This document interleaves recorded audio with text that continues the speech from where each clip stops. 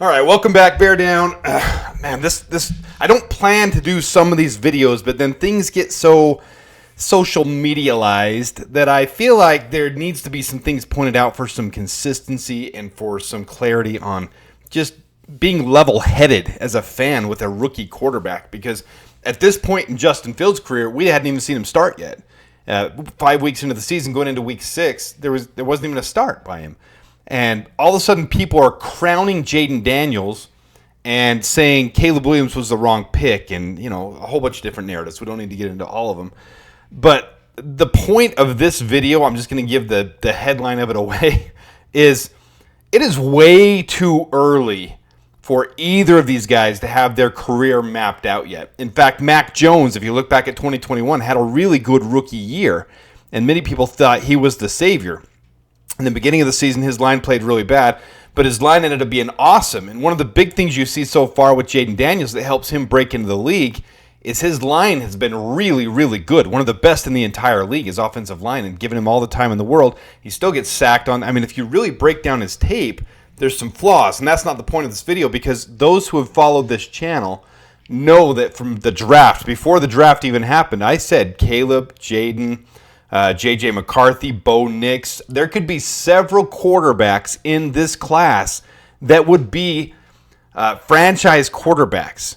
And for some reason, because of last year, because of Bryce Young and because of C.J. Stroud, or even going into other years like 2021, we don't have to go into all of that, but people think there's only one quarterback that can succeed from a class. And that's just not the case. Jayden Daniels and Caleb Williams are very different quarterbacks. So I'm going to get into some stats and stuff through the first 5 weeks. I'm just going to show some things to compare. But the thing I'm noticing, the biggest thing about Caleb Williams is his intelligence. And that showed up this last week in his career game so far, his defining game everyone was talking about.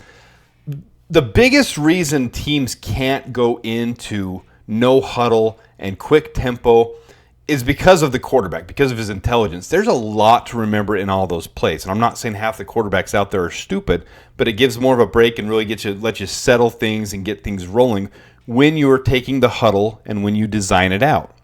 Caleb this last week was extremely successful when it came to the no huddle, and it just shows his advanced intelligence as a young quarterback.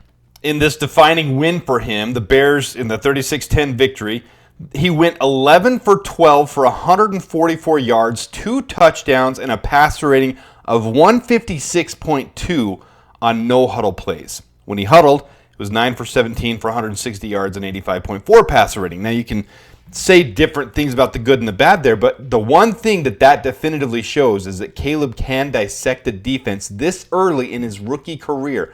By Game 5, he can dissect a defense and know how to read what they're doing and play call accordingly at the line. That's a huge positive for the Bears. So these are some of the highlights, this is some of the things people were saying, but look right there above his head, right there even, people are comparing him to Jayden Daniels because the week before, Jayden Daniels had a 91.3 completion percentage, highest set by any rookie with at least 20 pass attempts, and everybody was crowning Jayden Daniels. But even this last week, Jayden Daniels won the Rookie of the Week, and this is from Ben Devine on Twitter, and it really makes you question if people are hyping him up too much just because of the quick start, and if it's really real. So you see Jayden Daniels was 14 for 25, 238 passing yards, 1 touchdown, 1 interception, 3 sacks taken, 82 rushing yards, 75.6 quarterback rating, 85.1 passer rating. While Caleb was 20 for 29, 304 yards, 2 touchdowns, 0 interceptions, 1 sack taken, 34 rushing yards, 83.9 QBR, 126.2 passer rating. Literally better in every single statistical category of his game except rushing yards. And it makes you wonder. It really does. Ben Devine has a good question. And everybody else started questioning too. Why did he get Rookie of the Week when Caleb played so much better? And then some people come back and say, well, it was against the Panthers. And we've gone over that. I mean, the Panthers team, their defense, their secondary is weak, yeah. But it doesn't stop the fact that Caleb Williams went out and played excellent. You're playing NFL caliber talent.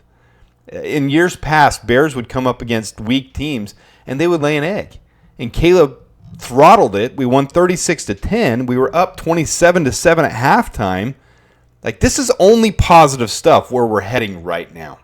So a lot of people are saying this is when it's going to get decided, and I agree. This is going to be a fun game. This is from a couple weeks ago when I made that video. So obviously the Bears aren't 1-2 now. Washington's not 2-1, but this was just someone saying. Samo said this before, and this was going to be the huge conversation is when these two faced, and it's going to be a big week. But it's not going to tell the whole story of these two guys. So I just wanted to pull up here. Here's where they stand so far. But neither of them are playing poorly. And in fact, if you look at Caleb over the last 3 weeks and where he's headed in his trajectory, I'm much more comfortable with Caleb than I am with Jayden at this point. Not that I'm uncomfortable with either of them. I actually think they're both going to be very good. But Caleb, 170 out of 170 attempts, 73.0 adjusted completion percentage, 1,091 yards, NFL pass rating, touchdowns, interceptions. His line is ranked 19th, and he's taken 17 sacks. Well, we compare that to years past of other quarterbacks, and I'm honestly just showing you this to show you guys one thing. You can't deduce anything from the first 5 weeks of their career. I mean, you look at maybe Zach Wilson, and you can see that he was really struggling. 4 touchdowns, 9 interceptions, 62.9 NFL passer rating. His adjusted completion percentage was still fine, so you didn't have too big concern. His line was bad, sacked 19 times. But even you look at Trevor Lawrence, who by all means everyone agrees he had a great rookie year. Now he's on the decline now, but if you're looking at rookie year, he had a great rookie year. He was 6 touchdowns, 8 interceptions through 5 weeks. Very similar stats to Caleb at this point in their career. In fact, 104 out of 171, 107 out of 170. Very similar at that point in their career. 12 sacks, 17 sacks. Their lines were very similar. So it doesn't mean a whole lot through 5 weeks. But I do expect to see the mental capacity and the ability of Caleb continue to improve because he has been improving every week, and that's the good thing about Caleb. I was going to move away from this, but I'll hold there just so you guys can see it for a minute. You can deduce your own stuff, but I mean, there's nothing shocking. In fact, if you look at Joe Burrow's adjusted completion percentage right on line with Caleb's for his first year, their yards aren't crazy except for Bryce Young was extremely low by this point. But nothing really stands out on any of these guys being spectacular over the others, other than Jayden Daniels has a higher completion percentage, but it's really just the way they've played called for. And that really shows Cliff Kingsbury more than anything. So, and I'm not knocking Jayden Daniels because he has made some big-time throws, some big, throws deep, but he's not shown me anything that looks really, really special. Not that's going to make him like Tom Brady is what I mean by that. Could he be a Joe Burrow and a Justin Herbert? Sure, absolutely. I 100% believe that. Caleb Williams too. But none of these guys, you don't know where they're headed at this point. Mac Jones had a great rookie year. At this point, he was 135 for 190, 78.3 adjusted completion percentage, 1,243 yards, 96 passer rating, 5 touchdowns, 5 interceptions. I mean, it's just way too early. And this is a big week for Caleb to be able to have a big week, continuing on where he's been the last couple weeks. So unlike Clay Harbor not giving me credit, I'm going to give him credit. Here's his Twitter. This is interesting, and this shows his progression. So Caleb Williams, through his first 10 quarters, so the first 2.5 games, 57% completion percentage, 0 touchdowns, 0 for 3 on touchdowns to interception ratio, 57 passer rating. So 0 touchdowns, 3 interceptions. And then the last 10 quarters, 70% completion percentage, 5 touchdowns, 1 interception, 110 passer rating. So it is growth. I mean, and it shows his mentality and his mental toughness and his strength. You can't just chalk that up to opponent either, because some of you guys are going to say, well, look at the level of the opponents. Well, that's not true. The Rams were not a weak opponent. The Rams are actually a solid opponent when it came to that defense and when it came to him being able to put up what he did. So the only thing I can say to anybody that's got this big Caleb Williams, Jayden Daniels comparison going on, yes, we're going to meet week 8, and it's going to be a huge week, and it's going to be fun. Like I'm really excited for that game now because these two quarterbacks are doing so well. If it was like last year where Bryce Young was struggling and C.J. Stroud was doing so, and C.J. Stroud had a great year last year. There's no way you can dispute that. Better than Jayden Daniels is having right now. And so that's one huge thing to point out there. But it's way too early.